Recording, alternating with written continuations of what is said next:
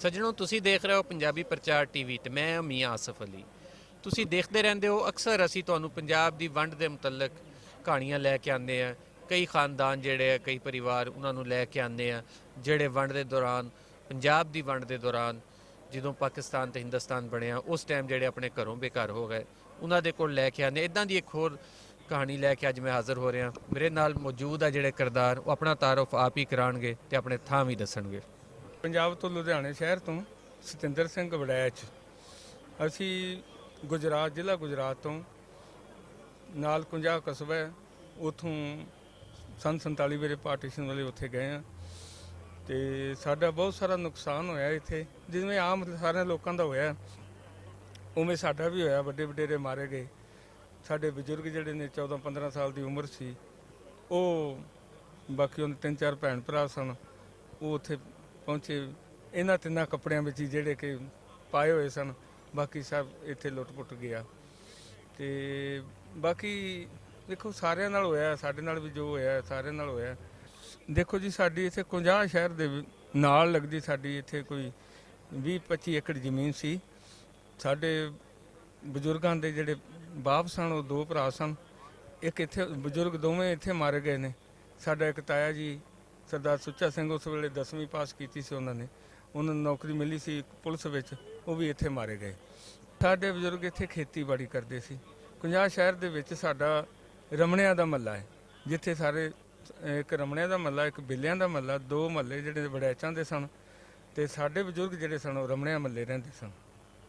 ਤੇ ਇੱਥੋਂ ਜਦੋਂ ਜਾਣਾ ਸੀਗਾ ਉਹ ਕੀ ਹੋਇਆ, ਕੀ ਵਾਪਰੀ ਜਦੋਂ ਇਹ ਸਾਰਾ ਕੁਝ ਹੋਇਆ? ਜਦੋਂ ਖਾਨਦਾਨ ਦੇ ਜਿਹੜੇ ਤੁਹਾਡੇ ਬਜ਼ੁਰਗ ਸੀਗੇ, ਜਿਹੜੇ ਰਿਸ਼ਤੇਦਾਰ ਸੀ, ਉਹ ਕਿੰਨੇ ਜਣੇ ਜਿਹੜੇ ਸੀ ਉੱਥੇ ਪਹੁੰਚ ਸਕੇ? ਕਿੰਨੇ ਜਣੇ ਜਿਹੜੇ ਸੀ ਰਾਹ 'ਚ ਮਾਰੇ ਗਏ? ਕਿੱਦਾਂ ਹੋਇਆ? ਦੇਖੋ ਸਾਡੇ ਖਾਨਦਾਨ ਵਿੱਚੋਂ ਸਾਡੇ ਬਜ਼ੁਰਗ 3 ਭਰਾ ਸਨ ਤੇ 4 ਭੈਣਾਂ, ਉਹ ਉੱਥੇ ਪਹੁੰਚੇ ਨੇ। ਇੱਕ ਸਾਡੀ ਦਾਦੀ ਜੀ ਪਹੁੰਚੇ ਸਨ, ਬਾਕੀ ਸਾਰੇ ਜਿਹੜੇ ਸਨ ਵੱਡੇ ਵਡੇਰੇ ਇੱਥੇ ਮਾਰੇ ਗਏ ਸਨ। ਸਾਡੇ ਪੜਦਾਦਾ ਜੀ ਜਿਨ੍ਹਾਂ ਦਾ ਨਾਂ ਲਹਿਣਾ ਸਿੰਘ ਸੀ, ਉਹ ਇੱਥੇ ਮਸ਼ਹੂਰ ਸਨ, ਸੌਂਚੀ ਖੇਡਦੇ ਸਨ ਤੇ ਉਹ ਇਸ ਨਾਂ ਨਾਲ ਮਸ਼ਹੂਰ ਸਨ ਕਿ ਉਹਨਾਂ ਨੇ ਝੋਟਾ ਮਾਰਿਆ ਸੀ, ਜਿਹੜਾ ਕਿ ਮੁਸਲਮਾਨ ਗੋਂਦਲਾ ਦਾ ਝੋਟਾ ਸੀ। ਤੇ ਉਹਨਾਂ ਦੀਆਂ ਬੇਰੀਆਂ ਦਾ ਬਾਗ ਸੀ। ਉਹ ਬਾਗ ਦੇ ਵਿੱਚੋਂ ਦੁੱਧ ਲੈ ਕੇ ਲੰਘਦੇ ਹੁੰਦੇ ਸਨ ਤੇ ਬੇਰੀ ਨੂੰ ਝੂਣਨਾ ਤੇ ਬੇਰ ਥੱਲੇ ਡਿੱਗਣੇ ਤੇ ਉਹਨਾਂ ਨੇ ਪੱਲੇ ਬੰਨ੍ਹ ਲੈਣੇ ਤੇ ਨਿਆਣਿਆਂ ਨੂੰ ਦੇਈ ਜਾਣੇ ਰਾਹ ਦੇ ਵਿੱਚ। ਉਹਨਾਂ ਆਖਿਆ ਵੀ ਸਾਡੀ ਇਹ ਸਾਰੀਆਂ ਬੇਰੀਆਂ ਦੇ ਬੇਰ ਜਿਹੜੇ ਨੇ ਝੂਣ ਕੇ ਲੈ ਜਾਂਦੇ ਨੇ ਤੇ ਅਸੀਂ ਕਿਉਂ ਨਾ ਇਹਨਾਂ ਦਾ ਕੋਈ ਇਲਾਜ ਕਰੀਏ। ਉਹਨਾਂ ਨੇ ਝੋਟਾ ਛੱਡ ਦਿੱਤਾ। ਕਹਿੰਦੇ ਲਹਿਣਾ ਸਿੰਘ ਝੋਟਾ ਛੁੱਟ ਗਿਆ ਤੇ ਖਿਆਲ ਕਰਿਆ ਜੇ। ਉਹ ਹਰ ਗੱਲ ਨਾਲ ਮਾਰ ਖੜਾ ਕਹਿੰਦੇ ਸਨ। ਤੇ ਜਦੋਂ ਉਹਨਾਂ ਨੇ ਆਖਿਆ ਵੀ ਮਾਰ ਖੜਾ ਆਉਣ ਦਿਓ ਇਹਨੂੰ, ਝੋਟੇ ਨੂੰ, ਕੋਈ ਨਹੀਂ, ਉਹਨਾਂ ਸਿੰਘਾਂ ਤੋਂ ਫੜ ਲਿਆ ਤੇ ਝੋਟੇ ਨੇ ਆਖਰ ਜ਼ੋਰ ਲਾਣਾ ਹੀ ਸੀ। ਝੋਟਾ ਧੱਕ ਕੇ ਪਿੱਛੇ ਲੈ ਗਿਆ ਕਿੱਲਾ ਤੇ ਜਦੋਂ ਝੋਟੇ ਦਾ ਜ਼ੋਰ ਹੋ ਗਿਆ ਤੇ ਕਹਿੰਦੇ ਚੱਲ ਵੀ ਸ਼ੇਰਾ ਹੁਣ ਉੱਥੇ ਹੀ ਚੱਲ ਜਿੱਥੋਂ ਆਇਆ ਸੀ। ਧੱਕ ਕੇ ਉੱਥੇ ਲੈ ਆਏ। ਉੱਥੇ ਲਿਆ ਕੇ ਉਹਨਾਂ ਨੇ ਝੋਟੇ ਨੂੰ ਮਰੋੜਿਆ। ਝੋਟਾ ਥੱਲੇ ਟੋਏ ਦੇ ਵਿੱਚ ਡਿੱਗ ਗਿਆ ਤੇ ਮਰ ਗਿਆ। ਉਹਨਾਂ ਰੌਲਾ ਪਾਤਾ ਵੀ ਲਹਿਣਾ ਸਿੰਘ ਸਾਡਾ ਝੋਟਾ ਮਾਰ ਦਿੱਤਾ। ਉਹ ਕਹਿੰਦੇ ਮਾਰ ਖੜਾ 2 ਭਲਵਾਨ ਘੁਲਦੇ ਨੇ, ਇੱਕ ਨੇ ਤੇ ਮਰਨਾ ਹੀ ਸੀ। ਇਹ ਹਕੀਕਤ ਹੈ। ਇਹ ਜਦੋਂ ਅਸੀਂ ਹੁਣ 14 ਵਿੱਚ ਆਏ ਸਾਂ, ਅਸੀਂ 50 ਚਲੇ ਗਏ ਤੇ ਉੱਥੇ ਇੱਕ ਬਜ਼ੁਰਗ ਸਨ 95 ਸਾਲ ਦੇ। ਉਹਨਾਂ ਨੇ ਸਾਨੂੰ ਉਹਨਾਂ ਬਾਰੇ ਦੱਸਿਆ ਕਿ ਉਹਨਾਂ ਨੂੰ ਸ਼ਾਹ ਜ਼ੋਰ ਵੀ ਕਹਿੰਦੇ ਸਨ, ਕਿ ਉਹਨਾਂ ਦੀ ਤਾਕਤ ਦਾ ਹੀ ਕੋਈ ਪਤਾ ਨਹੀਂ ਕਿੰਨੀ ਕੁ ਤਾਕਤ ਹੈ। ਉਹਨਾਂ ਨੂੰ ਸ਼ਾਹ ਜ਼ੋਰ ਹਾਲ ਸੀ, ਜਿਹੜੀ ਕਿ ਸਾਡੇ ਬਜ਼ੁਰਗਾਂ ਨੂੰ ਨਹੀਂ ਸੀ ਪਤਾ। ਅੱਛਾ, ਤੇ ਜਦੋਂ ਇੱਥੋਂ ਜਾਣ ਲੱਗੇ ਸੀਗੇ, ਇਹ ਕਿੱਥੇ ਕਰਕੇ ਜਿਹੜੇ ਘਰ ਵਾਲਿਆਂ ਤੇ ਤੁਹਾਡੇ ਹਮਲਾ ਹੋਇਆ? ਕਿੱਥੇ ਕਰਕੇ ਜਿਹੜੇ ਸੀ ਬਾਕੀ? ਦੇਖੋ ਜੀ ਉੱਥੇ ਸਾਡੇ 50 ਦੇ ਵਿੱਚ ਹੀ ਸਾਡੇ ਬਜ਼ੁਰਗ ਦੱਸਦੇ ਨੇ ਕਿ ਉਹਨਾਂ ਤੇ ਹਮਲਾ ਹੋਇਆ ਤੇ ਲੁਕ ਛਿਪ ਕੇ ਬਚੇ। ਇੱਕ ਕੋਟੇ ਵਾਲਾ ਖੂਹ ਵੱਜਦਾ ਜੀ ਉੱਥੇ। ਉੱਥੇ ਸਾਰੇ ਸਿੱਖ ਇਕੱਠੇ ਹੋਏ ਸਨ, ਜਿਹਨਾਂ ਕੋਈ ਇਕੱਲੇ ਮੁਸਲਮਾਨ ਜਿਹੜੇ ਨੇ ਵੱਢ ਕੱਢਦੇ ਸਨ ਤੇ ਇਕੱਲੇ ਨੂੰ ਮਾਰ ਦਿੰਦੇ ਸਨ। ਸਾਡੇ ਚਾਚਾ ਜੀ ਅਜੇ ਜਿਉਂਦੇ ਨੇ ਉਧਰ, ਸਰਦਾਰ ਸ਼ਿੰਗਾਰਾ ਸਿੰਘ। ਉਹ ਉਦੋਂ ਉਹਨਾਂ ਦੀ ਉਮਰ ਕੋਈ 7-8 ਸਾਲ ਦੀ ਹੋਵੇਗੀ। ਤੇ ਜਦੋਂ ਇੱਕ ਹੋਰ ਸਾਡੇ, ਉਹ ਵੀ ਬਜ਼ੁਰਗ ਹੀ ਲੱਗਦੇ ਨੇ ਸਾਡੇ, ਮਾਸਟਰ ਜਗਤ ਸਿੰਘ ਜੀ, ਉਹਨਾਂ ਦਾ ਰੰਗ ਥੋੜ੍ਹਾ ਜਿਹਾ ਕਾਲਾ ਸੀ ਤੇ ਉਹਨਾਂ ਨੂੰ ਕੱਢਿਆ ਬਾਹਰ ਤੇ ਕਹਿੰਦੇ ਵੀ ਤੂੰ ਕੌਣ ਹੈ? ਕਹਿੰਦੇ ਮੈਂ ਸਾਈ ਹਾਂ, ਮੈਂ ਗੋਹਾ ਸੁੱਟਣ ਆਇਆ ਸਾਂ। ਉਹਨੂੰ ਕਹਿੰਦੇ ਚੱਲ, ਇੱਕ ਡੰਡਾ ਮਾਰਿਆ ਤੇ ਚੱਲ। ਤੇ ਮਗਰ ਸਾਡੇ ਚਾਚਾ ਜੀ ਸਨ, ਉਹਨਾਂ ਨੂੰ ਕਹਿਣਾ ਤੇ ਆਇਆ ਕੋਈ ਨਾ। ਉਹਨਾਂ ਆਖਿਆ ਮੈਂ ਸਾਈ ਹਾਂ। ਉਹਨਾਂ ਦੇ ਸਿਰ 'ਚ ਕਿਰਪਾਨਾਂ 2-4 ਮਾਰੀਆਂ ਤੇ ਉਹ ਡਿੱਗ ਪਏ ਤੇ ਉਹਨਾਂ ਆਖਿਆ ਮਰ ਗਿਆ, ਛੱਡ ਦਿੱਤਾ। ਤੇ ਉਹ ਸਾਰਿਆਂ ਨੂੰ ਵੱਢ ਟੋਕ ਕੇ ਚਲੇ ਗਏ ਤੇ ਉਹ ਮਗਰੋਂ ਉੱਠ ਪਏ ਤੇ ਉਹਨਾਂ ਵੇਖ ਲਿਆ ਦੂਰੋਂ ਵੀ ਇਹ ਸਿੱਖ ਫਿਰ ਉੱਠ ਪਏ ਨੇ। ਉਹਨਾਂ ਨੇ ਭੱਜੇ ਉੱਥੋਂ, ਇਹ ਫਿਰ ਥੱਲੇ ਹੋ ਕੇ ਲੰਮੇ ਪੈ ਗਏ। ਇੱਕ ਨਾਲ ਸਹਿਕਦਾ ਸੀ ਪਿਆ, ਉਹਦੀ ਧੌਣ ਲਾ ਕਹਿੰਦੇ ਨੇ ਹੁਣ ਉੱਠ। ਇਹ ਉੱਥੇ ਹੀ ਰਹੇ। ਇਹ ਫਿਰ ਸ਼ਾਮ ਨੂੰ ਆਪਣੇ ਕਮਾਦ ਦੇ ਵਿੱਚ ਚਲੇ ਗਏ ਨੇ ਆਪਣੇ ਡੇਰੇ ਤੇ। ਨਾਲ ਇੱਕ ਹੋਰ ਮੁਸਲਮਾਨ ਸੀ, ਉਹ ਇਹਨਾਂ ਦੇ ਪੱਠੇ ਪੁੱਠੇ ਪਾਉਂਦਾ ਸੀ। ਉਹ ਰਾਤ ਨੂੰ ਰੋਟੀ ਰਾਟੀ ਲਿਆ ਕੇ ਇਹਨੂੰ ਦਿੰਦਾ ਰਿਹਾ। 2 ਰਾਤਾਂ ਇਹ ਕਮਾਦ ਦੇ ਵਿੱਚ ਹੀ ਰਹੇ। ਫਿਰ ਸਾਈਂ ਅਲਫ ਹੈ ਜੀ ਉੱਥੇ ਤੁਹਾਡੇ 50 ਦੇ ਵਿੱਚ, ਉਹ ਸਾਈਂ ਅਲਫ ਦੇ ਡੇਰੇ ਤੇ ਇਹਨਾਂ ਨੂੰ ਛੱਡ ਗਏ। ਸਾਈਂ ਅਲਫ ਇੱਕ ਐਸਾ ਬਜ਼ੁਰਗ ਹੈ, ਬਜ਼ੁਰਗ ਸੀ, ਹੁਣ ਤੇ ਮਰ ਗਏ ਨੇ, ਚਲੋ ਫੌਤ ਹੋ ਗਏ ਨੇ, ਵੀ ਜਿਨ੍ਹਾਂ ਨੇ ਘੱਟੋ ਘੱਟ 100 ਸਿੱਖ ਬਚਾਏ ਨੇ।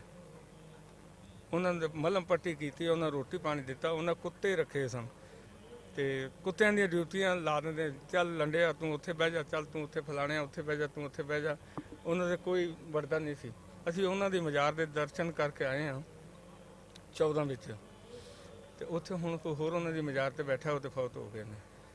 ਤੇ ਉਹਨਾਂ ਨੇ 100 ਬੰਦਾ ਘੱਟੋ ਘੱਟ ਸਿੱਖਾਂ ਦਾ ਬਚਾਇਆ। ਅੱਛਾ, ਯਾਨੀ ਸਾਈਂ ਅਲਫ ਜਿਹੜੇ ਸੀਗੇ ਉਹਨਾਂ ਨੇ ਉੱਥੇ ਜਿਹੜੇ ਸਿੱਖ ਉਹਨਾਂ ਕੋਲ ਗਏ ਉਹਨਾਂ ਨੇ ਬਚਾਏ। ਉਹਨਾਂ 100 ਬੰਦਾ ਘੱਟੋ ਘੱਟ ਸਿੱਖਾਂ ਦਾ ਬਚਾਇਆ।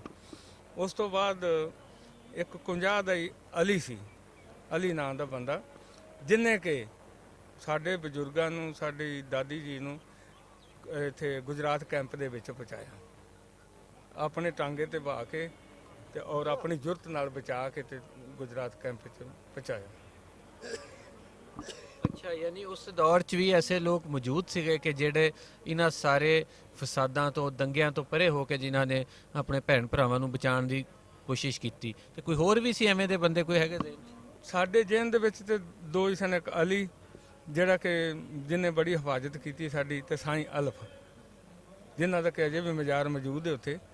ਤੇ ਬਾਕੀ ਸਾਈਂ ਜਿਹੜਾ ਅਲੀ ਸੀ, ਉਹਦਾ ਟਾਂਗਾ ਹੁੰਦਾ ਸੀ, ਉਹ ਟਾਂਗੇ ਦੇ ਵਿੱਚ ਬਹਿ ਕੇ ਤੇ ਲੈ ਕੇ, ਤੇ ਲੋਕੀ ਉਹਨੂੰ ਰਾਹ 'ਚ ਪੁੱਛਦੇ ਨੇ ਵੀ ਇਹ ਸਿੱਖਾਂ ਨੂੰ ਕਿੱਥੇ ਲੈ ਚੱਲੇ? ਆਂਦਾ ਮੇਰੀਆਂ ਭੈਣ ਭਰਾ ਨੇ, ਮੈਂ ਇਹਨਾਂ ਨੂੰ ਲੈ ਚੱਲਿਆ, ਕੋਈ ਡੱਕ ਕੇ ਵਿਖਾਓ। ਕਿਸੇ ਨੇ ਨਹੀਂ ਰੋਕਿਆ, ਉਹ ਕੈਂਪ ਵਿੱਚ ਛੱਡ ਗਿਆ। ਅੱਛਾ, ਤੇ ਤੁਸੀਂ ਵੀ ਵੜੈਚ ਹੋ, ਤੁਹਾਡੀ ਗੋਤ ਵੀ, ਤੇ ਵੜੈਚ ਵੀ ਇੱਧਰ ਬਹੁਤ ਆ।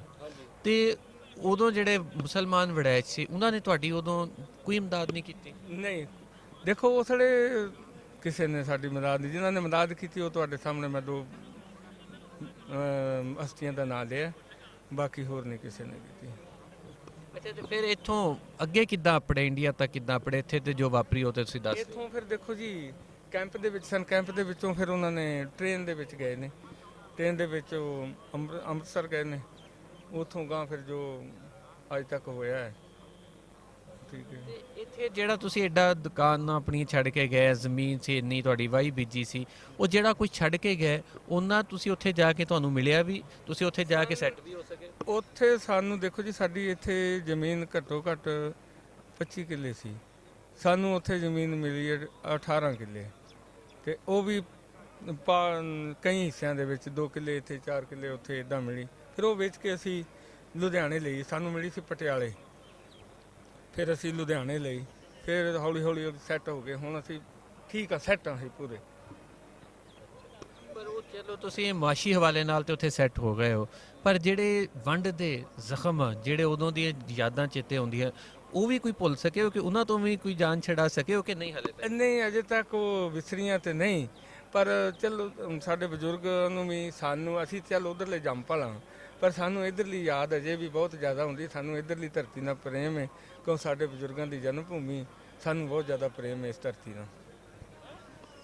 ਬੜੀ ਇਹ ਤਕਲੀਫ ਦੇ ਗੱਲ ਆ ਉਹਨਾਂ ਲਈ ਤੇ ਹੈ ਹੀ ਹੈ, ਉਹ ਤੇ ਸੁਣਾਉਂਦੇ ਹੋਏ ਜਿਹੜੇ ਆਪ ਜਿੱਦਾਂ ਹੋ ਹੀ ਰਿਹਾ। ਮੇਰੇ ਆਪਣੇ ਲਈ ਬੜੀ ਤਕਲੀਫ ਦੇ ਹੈ ਕਿ ਇੱਥੋਂ ਇੱਕ ਖਾਨਦਾਨ ਨੂੰ ਉਹਦੇ ਘਰੋਂ ਮਾਰ ਕੇ ਵੱਢ ਕੇ ਕੱਢ ਦਿੱਤਾ ਜਾਵੇ। ਉਹ ਉੱਥੇ ਬੈਠੇ ਹੋਏ ਆ, 70 ਸਾਲ ਲੰਘ ਗਏ, ਔਰ ਅੱਜ ਵੀ ਉਹਨਾਂ ਦੀ ਗੱਲ ਇਹੀ, ਮੈਂ ਉਹਨਾਂ ਨੂੰ ਪੁੱਛਿਆ ਤੁਹਾਡੇ ਸਾਹਮਣੇ, ਮੈਂ ਕਿਹਾ ਉਹਨਾਂ ਨੇ ਕਿਹਾ ਕਤਲ ਦੀਆਂ ਤੇ ਜੋ ਸੀਗੀਆਂ ਗੱਲਾਂ ਉਹ ਤੇ ਜੋ ਸੀਗੀਆਂ, ਪਰ ਸਾਨੂੰ ਆਪਣਾ ਜਿਹੜਾ ਘਰ ਸੀਗੇ, ਜਿਹੜੀ ਜਨਮ ਭੂਮੀ, ਉਹ ਬਹੁਤ ਯਾਦ ਆਉਂਦੀ ਹੈ। ਤੇ ਇਦਾਂ ਦੀਆਂ ਤਕਲੀਫ ਦੇ ਯਾਦਾਂ ਹਰ ਪਾਸੇ ਖਿਲਰੀਆਂ ਹੋਈਆਂ। ਅਸੀਂ ਆਪਣਾ ਬਜ਼ੁਰਗਾਂ ਦਾ ਜੋ ਉਹਨਾਂ ਨੇ ਸਾਨੂੰ ਦੱਸਿਆ ਸੀ, ਉਸ ਹਿਸਾਬ ਨਾਲ ਅਸੀਂ 50 ਪਹੁੰਚੇ।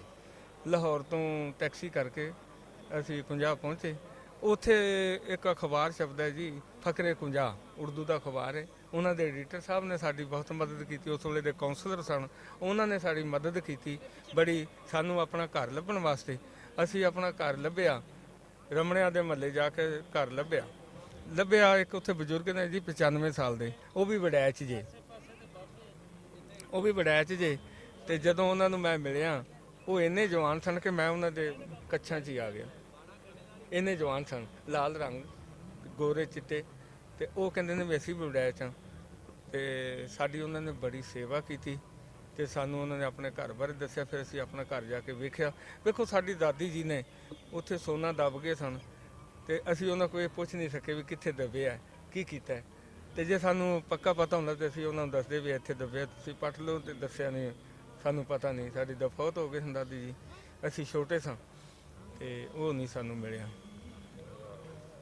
ਚਲੋ ਜੀ, ਇਹ ਸੁਣਿਆ ਤੁਸੀਂ, ਬੜੀ ਤਕਲੀਫ ਦੇ ਯਾਦਾਂ ਸਾਰਿਆਂ ਦੀਆਂ, ਸਾਰੇ ਪੰਜਾਬੀਆਂ ਦੀਆਂ ਹੈਗੀਆਂ। ਗਾਂ ਵੀ ਲੈ ਕੇ ਹਾਜ਼ਰ ਹੁੰਦਾ ਰਹਾਂਗੇ। ਮੈਨੂੰ ਇਜਾਜ਼ਤ ਦਿਓ, ਰੱਬ ਰੱਖਾ।